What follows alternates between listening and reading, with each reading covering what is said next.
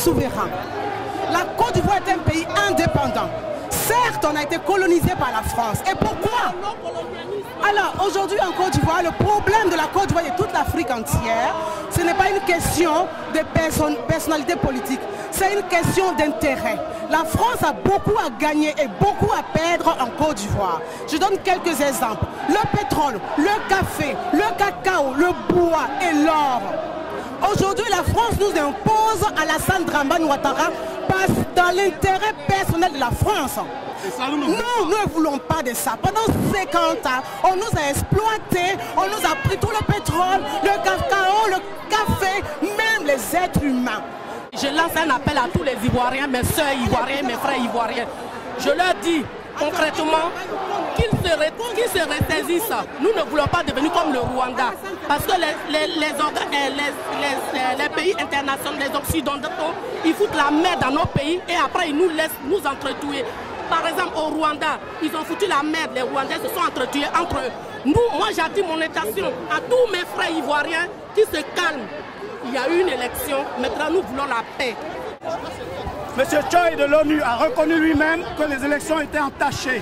Le rôle du Conseil constitutionnel est d'enlever les tâches pour proclamer des élections propres, à moins qu'ils ne comprennent pas le français. Une minute. Tous les intellectuels africains doivent s'asseoir et comprendre qu'après 50 ans, que cela cesse qu'on soit pris en charge par l'Occident. Nous avons une constitution. C'est grâce à cette constitution que moi je suis ivoirien aujourd'hui. C'est grâce à cette constitution que j'ai une dialecte. Donc si la constitution m'a donné une pièce d'identité, c'est normal que je respecte cette constitution. La Côte d'Ivoire va libérer toute l'Afrique à travers les décisions de notre Cour constitutionnelle. Et je pense qu'aujourd'hui, il est nécessaire de respecter l'Afrique. Et si on respecte l'Afrique, ça veut dire qu'on respecte nos propres lois.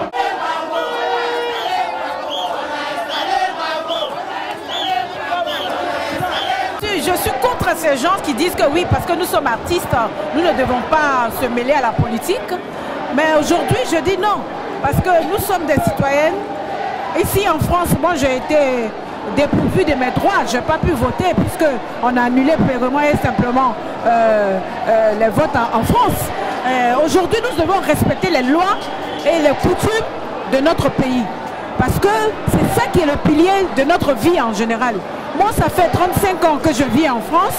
Je respecte les lois de ce pays. Et je pense que même quand quelqu'un vient chez moi après 22 heures faire du bruit, je suis à même d'aller à la police pour défendre mes droits. Donc aujourd'hui, la CIE n'est là que pour donner des résultats provisoires. On dit bien provisoires. Et la Constitution, a le dernier mot, doit valider si les requêtes des uns et des autres sont ou non prises en compte. Et c'est ce qui s'est passé en Côte d'Ivoire. Il faut que les gens arrêtent toujours de stigmatiser le président Laurent Gbagbo. Voilà, nous savons qui sont les grands-parents et les parents de la rébellion en Côte d'Ivoire. Les grands-parents, c'est bien sûr la France et la France de Sarkozy. Et le père de la rébellion en Côte d'Ivoire, c'est Ouattara. Donc si M. Sarkozy n'est pas content de l'élection de M. Gbagbo en Côte d'Ivoire, mais nous demandons simplement à la France et à Sarkozy d'aller chercher M. Ouattara et qu'il le nomme président en France, tout simplement. C'est aussi simple que ça. Voilà, merci. Aujourd'hui, j'entends M. Sarkozy qui dit qu'il donne 24 heures à président Gbagbo de quitter au pouvoir. Vraiment, c'est pas comme ça on fait. Il faut réunir les deux partisans pour dialoguer, pour qu'ils trouvent un intérêt d'entendre, pour que notre pays puisse avancer. Alors s'il vous plaît, je vous en supplie, n'essayez pas d'envoyer la guerre dans notre pays.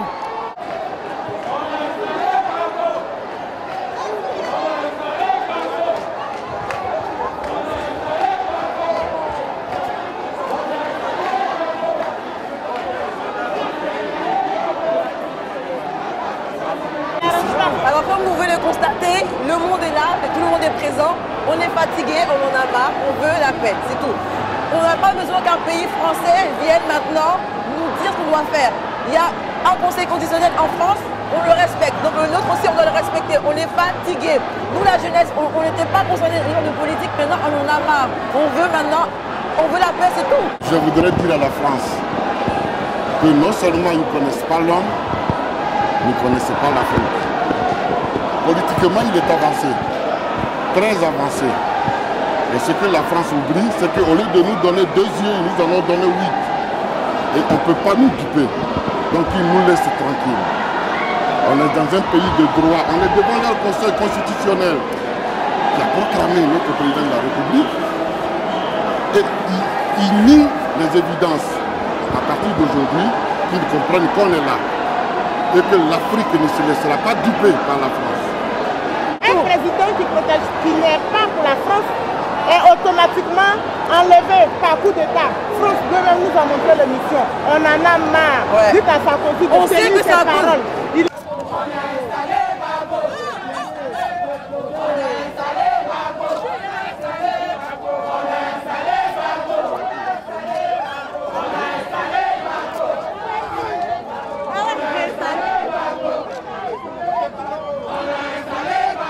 Je l'ai dit, le règlement de la crise en Côte d'Ivoire n'est pas militaire.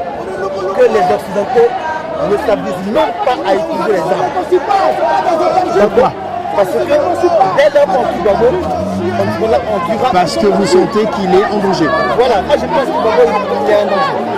Il est en danger. D'accord. Il ne faut pas que les gens s'avisent à tuer le président, à enlever le président avec la force. Le règlement de la crise, il est avec le dialogue. C'est pas dialogue. Voilà. Les résultats définitifs ont été donnés par la Constitution et la Constitution ivoirienne, c'est ça que nous respectons. Nous voulons que la France respecte la Constitution ivoirienne. Laurent Gbagbo a été le seul homme politique en Côte d'Ivoire à instaurer la démocratie.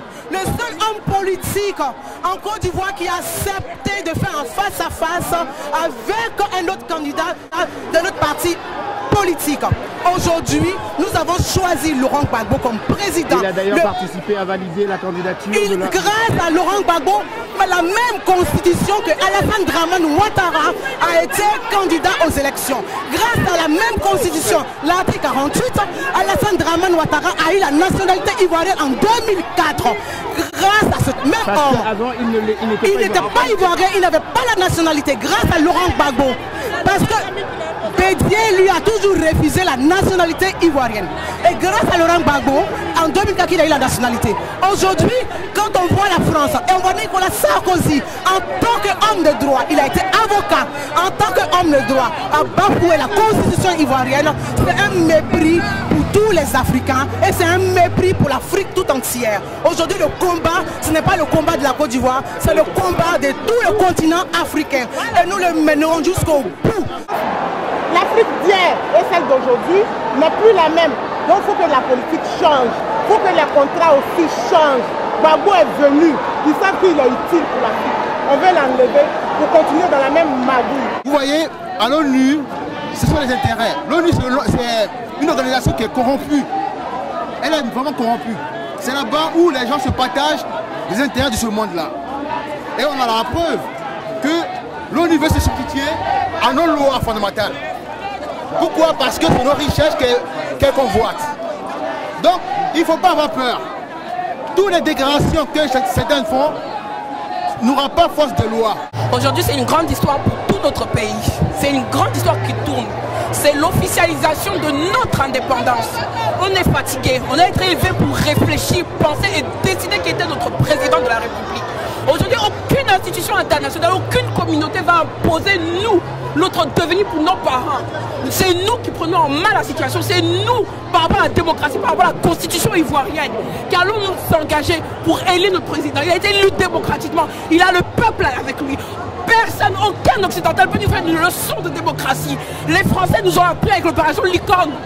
Ce qu'était la guerre, ils ont appris beaucoup de choses aux autres pays africains. Aujourd'hui, nous, la jeunesse, la française, de la diaspora ivoirienne, là, on est là, on soutient nos frères, on soutient tous ceux qui sont en Côte d'Ivoire de garder le coup. Toute révolution se fait dans le malheur et dans la douleur.